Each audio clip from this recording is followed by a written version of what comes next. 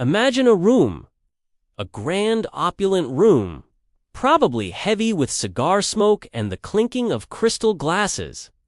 In 1884, the most powerful men in your chancellors, prime ministers, king's envoys gathered in just such a place in Berlin. Their mission, to carve up an entire continent. The catch: not a single person from that continent, Africa, was invited to the table. Think about that for a second.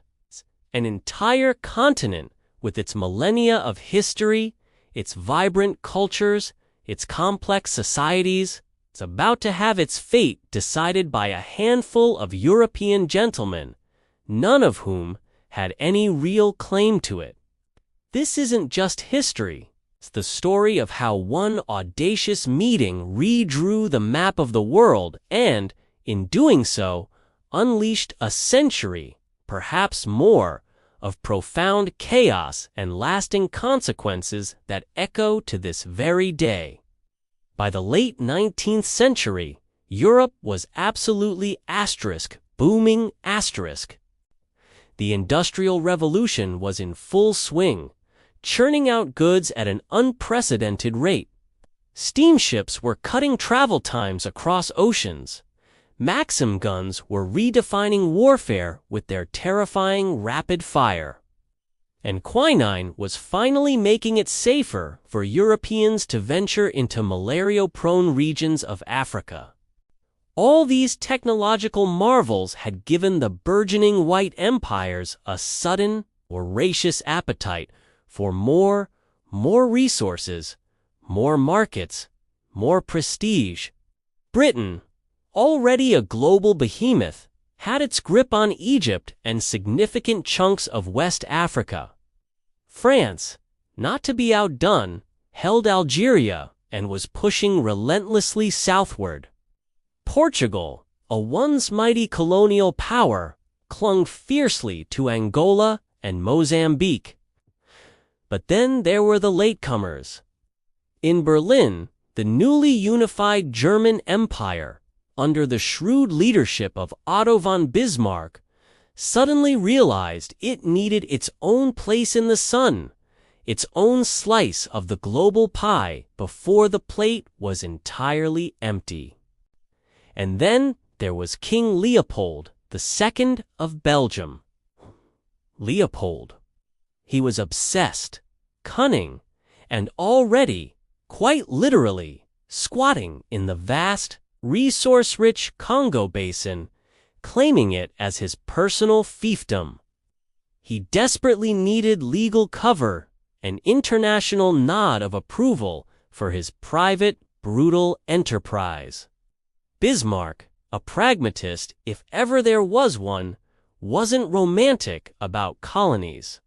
He cared less for African real estate than for preventing his European rivals, specifically Paris and London, from escalating their colonial squabbles into a full-blown war on European soil. A conference, he reasoned, could turn this increasingly dangerous freefall into a tidy, civilized rulebook that everyone just might honor. What a brilliant idea, right?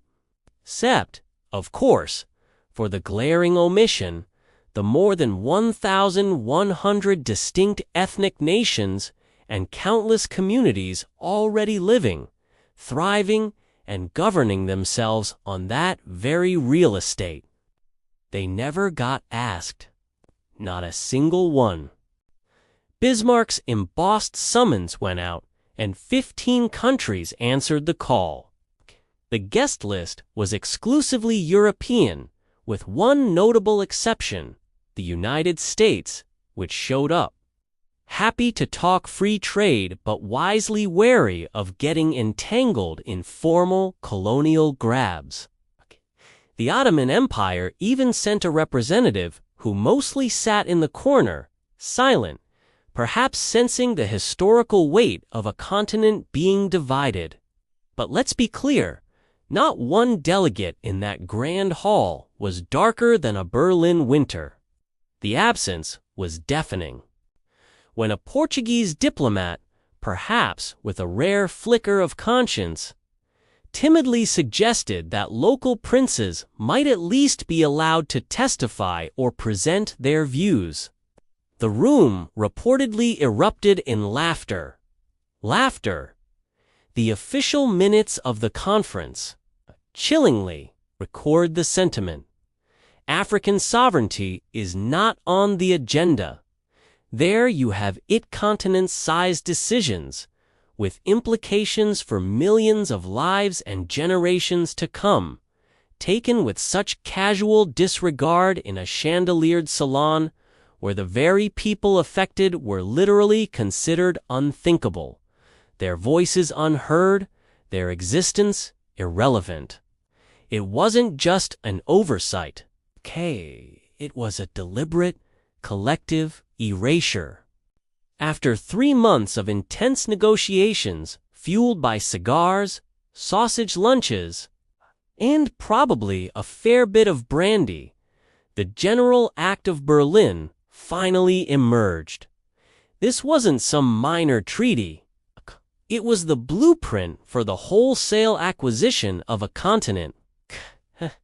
It laid down a set of rules, almost like a twisted board game. Rule 1. Effective occupation. This was the big one. No more drawing lines on a map and calling it yours.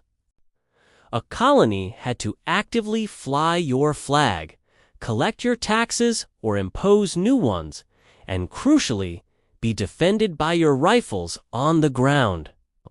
It demanded physical presence, administration, and military might. This rule was a direct accelerator for the scramble, encouraging a rapid, often brutal, land grab. Rule 2. The mighty Congo and Niger rivers, vital arteries of trade and transport, were declared open to free navigation for all signatory flags. This wasn't about African benefit. It was about ensuring European merchants could access resources without internal customs or rival blockades.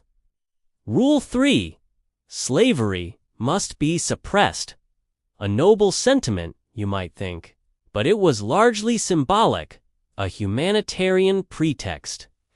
No one bothered to define how when this suppression would occur, leaving ample room for forced labor under different names. Rule 4.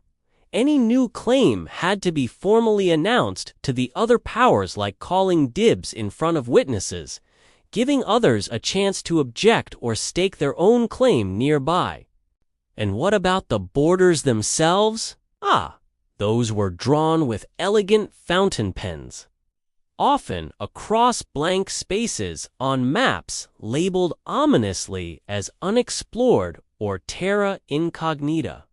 Rivers, straight and discernible, made convenient straitjages for these new lines, while mountains or other natural features were sometimes used.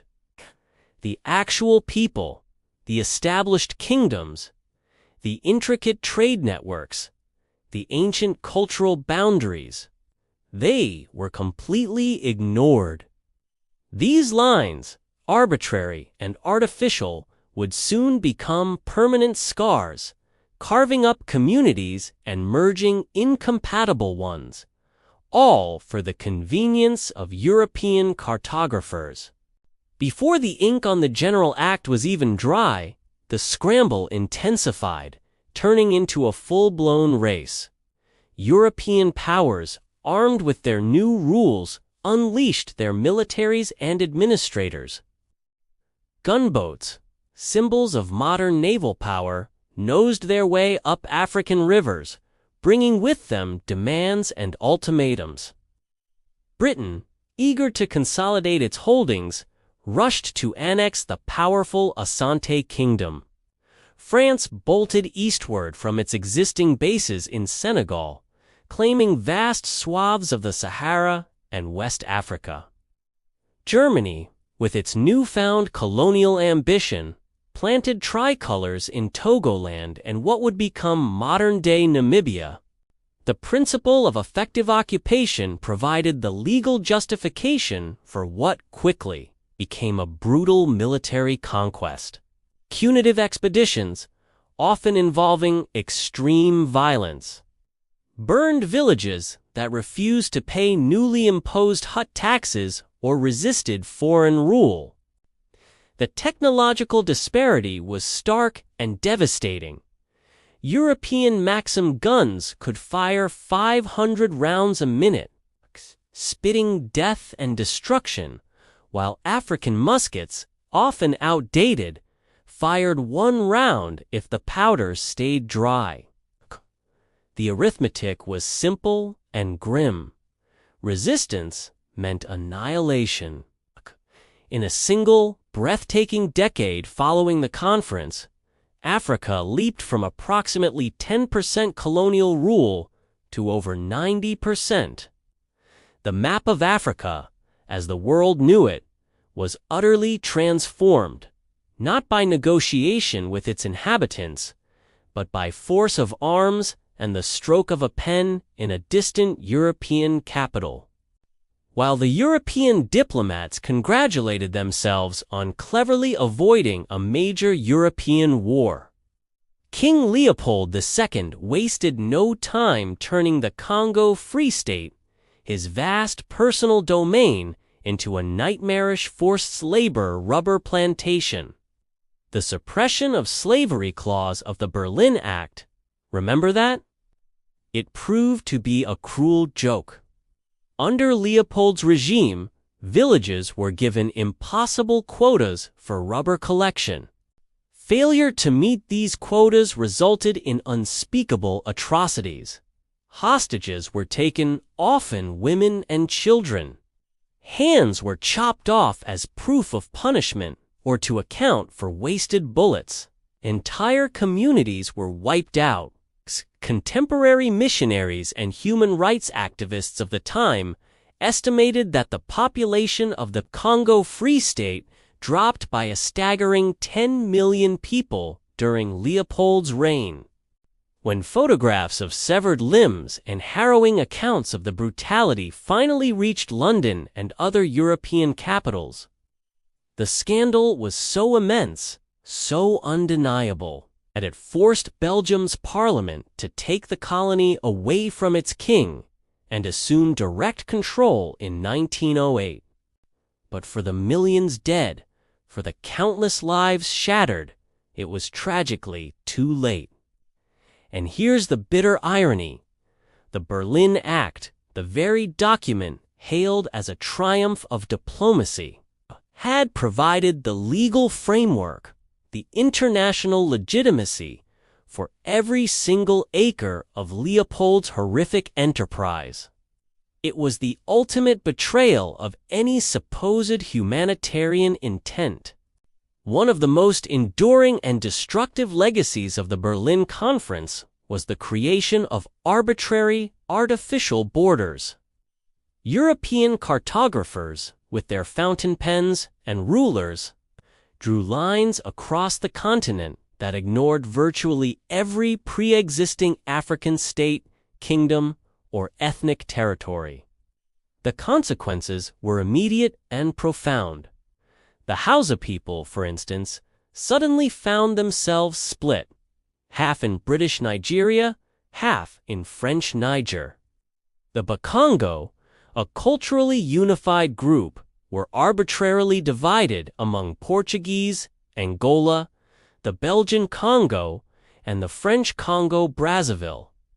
Pastoralist communities like the Maasai or the Fulani, whose lives depended on following seasonal grasses and water sources across vast territories, suddenly needed passports to traverse lands they had roamed freely for centuries. Modern scholars call these artificial borders, a clinical term that belies the immense ongoing pain they inflict. These carelessly drawn lines, often following rivers or lines of longitude and latitude rather than human realities, sowed the seeds of endless conflict. We see their bitter fruit in the devastating civil wars in Sudan, the tragic Biafran secession in Nigeria, and today's persistent Anglophone crisis in Cameroon.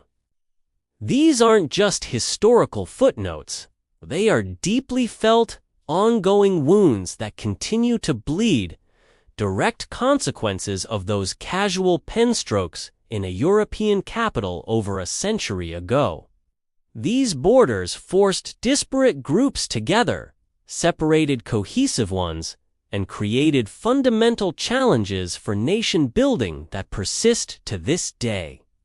The economic impact of the Berlin Conference and the subsequent colonial project was equally devastating. Designed not for Africa's prosperity, but for Europe's, colonies were transformed into raw material extraction zones. Queens churned out copper, gold, diamonds, and tin. Plantations were established to produce cocoa, palm oil, cotton, and infamously, rubber, all for export. These goods were not processed or consumed locally. They were shipped directly to European factories, often at fixed, unfairly low prices. The infrastructure built during this period, the railways, the ports, was designed with a singular purpose: to efficiently funnel these resources from the interior straight to the coast, ready for European ships. They rarely linked African cities to each other, deliberately hindering internal African trade and economic integration. When independence finally arrived in the 1960s, almost every new African nation discovered it had inherited an economy shaped like a funnel, wide at the port, narrow and underdeveloped inland. Diversification, industrialization, and self-sufficiency meant starting almost from scratch, all while servicing debts often priced in European banks. The seemingly innocuous phrase, developing country, so often used to describe African nations, often hides this profound, structural starting line sabotage. Their economies were intentionally warped, their potential stifled, to serve the needs of their colonial masters, a legacy that continues to impact global trade and wealth distribution. Here's one of the most astonishing paradoxes of post-colonial Africa. When African leaders gathered in 1963 to form the Organization of African Unity, OAU, a monumental moment of Pan-African solidarity, they faced a critical decision regarding those colonial borders. Almost unanimously, they voted to keep them. Why?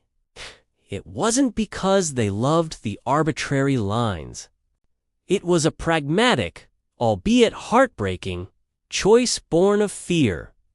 Redrawing those colonial borders, they reasoned, would unleash an endless torrent of interethnic wars, territorial disputes, and regional instability, potentially plunging the continent into far greater chaos than it already faced.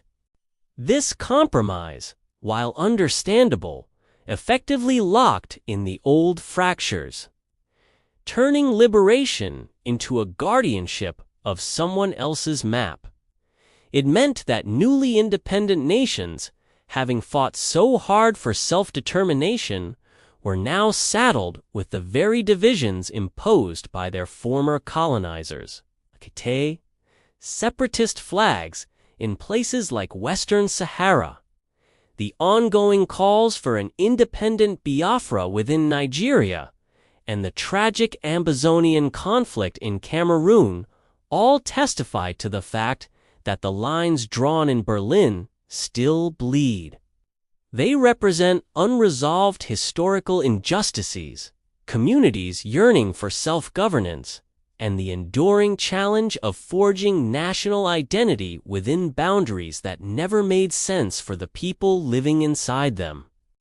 If you're finding this deep dive into history useful, hit that subscribe button. It genuinely helps more people bump into the kind of history they were never taught in school. While you're at it, mash that like button like it's 1885 and you're claiming a continent. The reverberations of the Berlin Conference aren't confined to dusty history books. They're etched into the very fabric of modern Africa. Just look at a nighttime satellite photo. The bright, sprawling lights of Kinshasa and Brazzaville sit almost touching on opposite banks of the mighty Congo River. Yet, despite their proximity, they are worlds apart, divided not just by water, but by the ghosts of Berlin, different colonial languages, legal systems, and economic orientations that make trade between them more complex and expensive than shipping goods to Europe. This isn't an isolated incident. Trade between neighboring African states often costs more and is more difficult than trading with former colonial powers. Even the frequent coups and political instability in countries like Mali, Sudan, and Burkina Faso can partly trace their roots back to this era. Many of these nations inherited militaries designed by colonial powers to police vast, often artificial, frontiers and suppress internal dissent, rather than to serve or protect their own citizens. These forces were tools of control, not nation-building. And then there's the language you're hearing now, or the languages spoken across Africa. English in Lagos, French in Abidjan, Portuguese in Luanda. Each is a direct, undeniable souvenir of the carve-up, a linguistic legacy that binds nations to their former colonial masters and sometimes creates internal divisions. The Berlin Conference didn't just end. It transformed into a living, breathing set of challenges that African nations grapple with every single day. It's a haunting question, isn't it? Could it have gone differently? Bismarck's conference did achieve its immediate goal. It prevented a major European war in 1884. But in doing so, it almost guaranteed wars, instability, and profound injustice for Africans for the next century, and arguably beyond. Imagine an alternative history.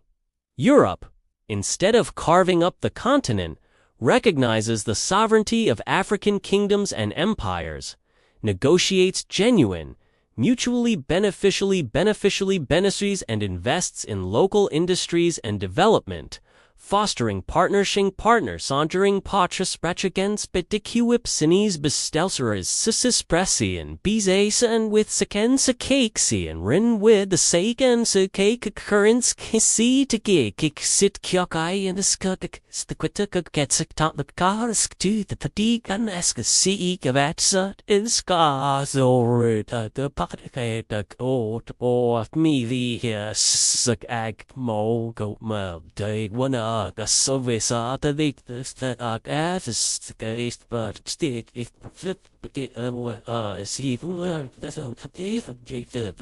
what if the vast wealth of Africa had been allowed to benefit Africans, contributing to their own development on their own terms? History, however, tells us that such an alternative was never truly on the table.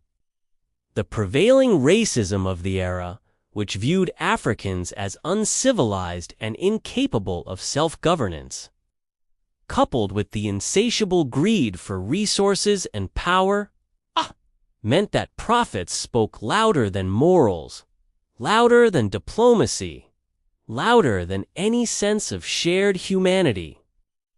The true tragedy isn't only what happened the millions dead, The continent plundered, the cultures crushed.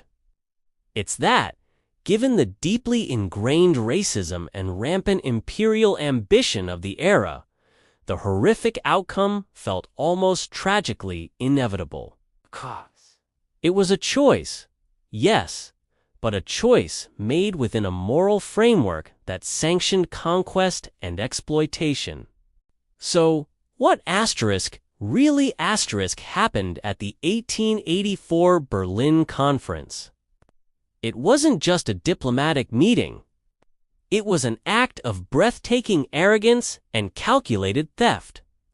A handful of men, polite enough to serve champagne to their rivals, agreed to steal a continent in slow motion, legitimizing plunder with the veneer of international law. They wrote rules that sounded civilized, even progressive, yet enabled untold brutality and exploitation. They went home with treaties, maps, and the promise of vast wealth. Africa, meanwhile, got trauma written in straight lines, economic dependency, and political instability. The cost? Millions dead, entire societies uprooted, economies warped beyond recognition, and borders that continue to fracture communities and spark conflicts. Next time someone shrugs that colonialism is ancient history or something that happened long ago, remind them, the map on virtually every African classroom wall today is the same one those men drafted. And none of them, not a single one, ever bothered to ask the people who lived there. The bill for that conference is still being paid in countless ways across the continent, reminding us that history isn't just about the past. It lives and breathes in our present.